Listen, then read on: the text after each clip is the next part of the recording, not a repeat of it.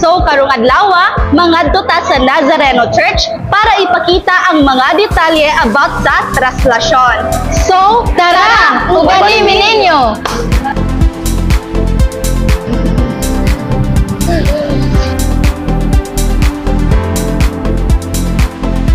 Yes, grabe kainit na. Nawala akong Ganahan ta diri sa may Kugon area. Yes.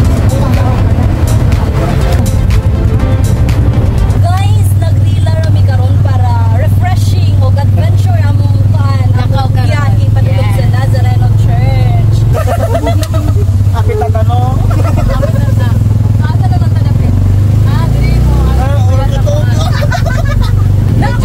Traffic siya gamay. Nakita man mo nakita gali. Pakita diyan. Black Nazareth. Nazareth. Oy, trivia.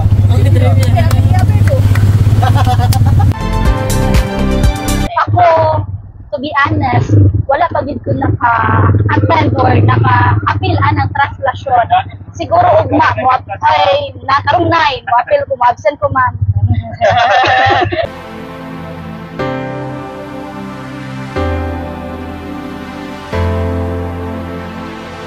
Okay guys, so karon na nata sa atbang sa Nazareno Church and then kailangan na nato mutabok ta sa aning overpass nila kay Yes. bawal kita mutabok diri.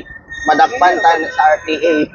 Sumusunod Okay, kita so- sa balaod no sa ato ang karsada. So hello mga ka-followers. So ani na ta karon no sa Shrine of the Black Nazarene Church. So naata diri karon kay para magpakita sa Mga detalye Yes, about detalye. sa traslasyon. Traslasyon. This coming January 9. 9.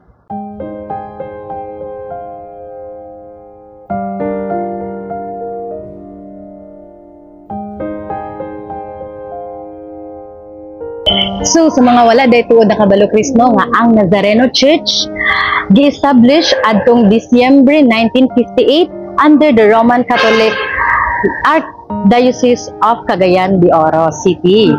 So karon Hazel no 2025 naman ta karon. So naa na sa 67 years ang ato ang Nazareno Church. So adtong 2019 gi-renovate kani nga simbahan ug among ipakita sa inyo ang sulod ug ang gawas niini.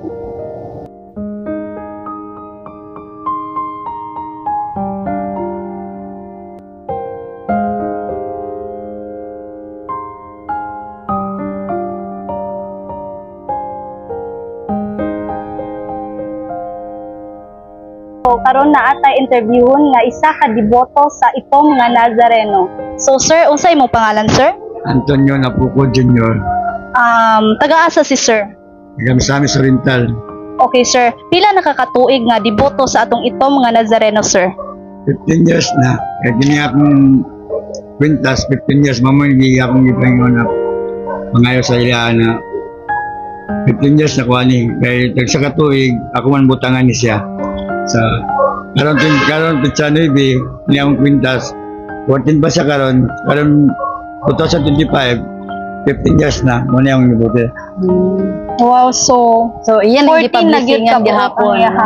So blessed na siya nga kwintas. So sir, unsa imong giampo or gipangayo Amoy. sa ato ang itong mga Nazareno? Masari yun akong pangayo sa Ginoo sa Black Nazarene na basko ka kung gawas o ka kung akong kalampos po o na po may daw makakaon po ni o katong ang pangayoon yata gina siya sa kuha kay naningkamot naman ko para sa akong mga anak o sa akong mga pamilya. So salamat kay sir no Salamat kay sa sir imong pagtugot nga mag-interview sa imong karong ugtuhan no. So again si Sir Napuco nga usa ka devotee diri sa Puong Nazareno sa Cagayan de Oro. Salamat kay sir. Thank you sir.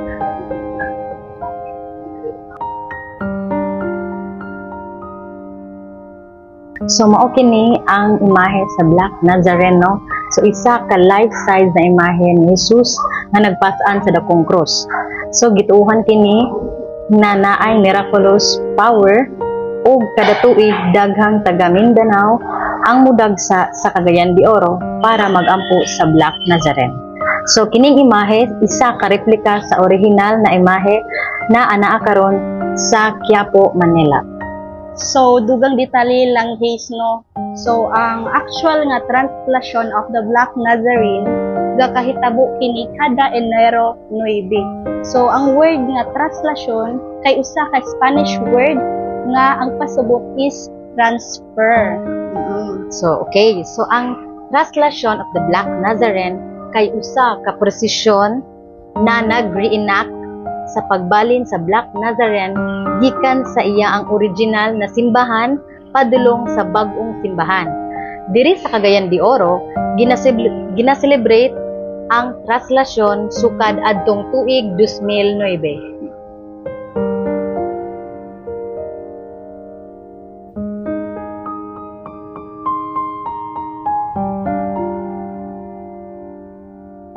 Dugang detalye Hazel, no? So, atong December 31 last year, nagsugod na ang novena sa Black Nazarene. So, taman kini January 8. So, pagka alas 8 sa gabi sa January 8, ibalhin ang imahe sa Black Nazarene sa St. Augustine Metropolitan Cathedral. So, misa na pagahimuon pagkahuman. So, pagka alas 6 sa buntag, ibalik na ang imahe sa Black Nazareno diri sa Nazareno Church. So, pero bisan alas 6 pa magsugod ang prosesyon, no? So, much better nga kadlawon pa lang na ano mo dari. Oo. Para ready na dayon mo mudagsa sa ato ang prosesyon. Yes. So, tuod Chris, no, ang mga deboto nato sa Black Nazarene kasagara nagasuot na gina sila og yellow or maroon nga t-shirt. Then naana sila mga panyo nga ginahawiran, then ilang ipahid sa puong nga Nazareno kay para kini gituohan nila nga makadala og milagro sa ilang pamuyo or sa ila bakang pamilya. So kana pod is ginaampuan gyapon na nila during sa procession og diri sa simbahan. So, Hazel, no, ato ipahibalo sa ilahan na kanang mga yellow o maroon nga t-shirt is available sa Aurorama, Cugon, and Carmen. Oo.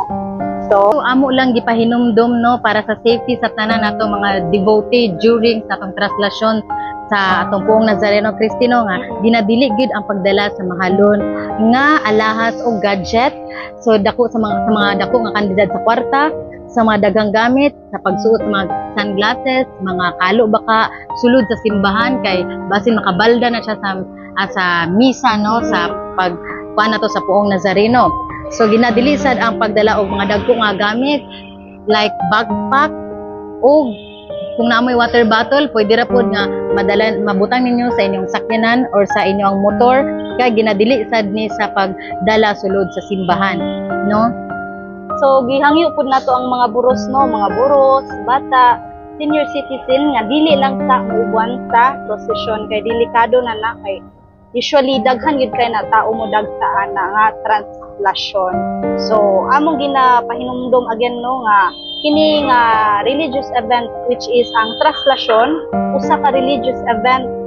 So, mao ang pag-ampo dapat nga sa atong labang makagagahon, Christy. Yes, Hazel. So, diri lang taman ang atong vlog sa translasyon. Please subscribe to our YouTube channel, Aurorama, Cugon, and Carmen. And then please follow our Facebook page, Aurorama, Cugon, and Carmen. And then also follow us on TikTok, Aurorama. And also follow us on our Instagram, My Aurorama. No spacing. And also share our posts, videos, reels kay kada bulan na ay swerte na magrasyahan og 1,000 gift certificate nga pang shopping sa Aurorama. Yes. So see you guys on our next vlog. Kay diri sa Aurorama, Bibo sa Aurorama.